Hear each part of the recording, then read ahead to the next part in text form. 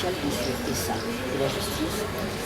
Mais ça, c'est très important pour moi. D'ailleurs, je suis très impliquée puisque j'ai moi-même, puisque partout où je passe, partout où j'habite, partout où je vis, j'ai monté des associations dans ce sens-là, solidaires, humanitaires, etc. Et sur ces sujets, donc là, même à Mauvausin, j'ai monté des jardins partagés, je suis complètement impliquée dans cette démarche d'alimentation, d'autonomie alimentaire, d'alimentation saine.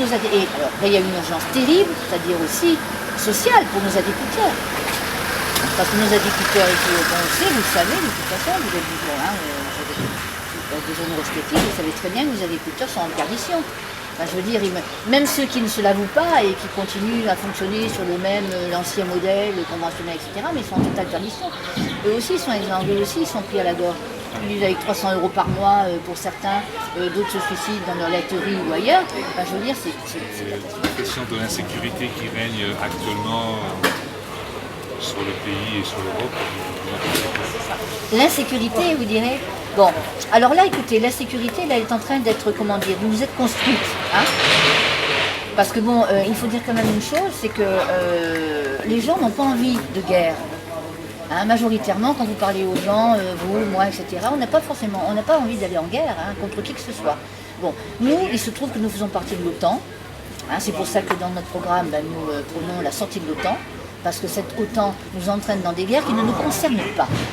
Nous, la France, il faut bien quand même se rendre compte qu'en faisant des guerres sur les territoires, on ne peut pas, aller faire des guerres sur les territoires des autres et après se plaindre que ces gens-là deviennent des migrants et essaient de se sauver de leur territoire et de leur pays pour venir chez nous. On ne peut pas, vous voyez, on ne peut pas leur humain. De toute façon, je suis comme ça, comme je vous dis, je suis entière. Donc je leur tiens le même discours. Et Christophe, il sait très bien, il me connaît, Christopher aussi. Il me connaît, bon je veux dire, on commence à se connaître un peu, on peut démarcher depuis qu'on bat le pavé, mais bon, je veux dire, voilà, je dis mais qu'est-ce que tu fais? De toute façon, depuis le début, je lui dis mais qu'est-ce que tu fais dans le camp de Macron? D'après la façon dont il me parle, ce qu'il me dit, etc., et de son parcours, personnel, je lui dis mais tu n'as rien à faire dans le camp de Macron. Tu devrais être avec nous là. Il me dit oui, j'ai hésité longtemps.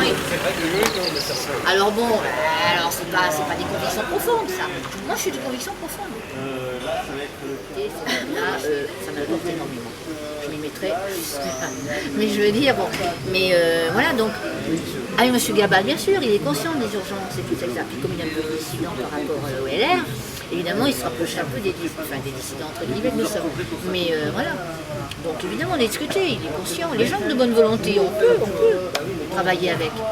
Mais les gens de bonne volonté. Pas les gens à double langage, voyez-vous. À bientôt. Et, voilà, si vous êtes élu, on montera à Paris pour votre première intervention à l'Assemblée nationale.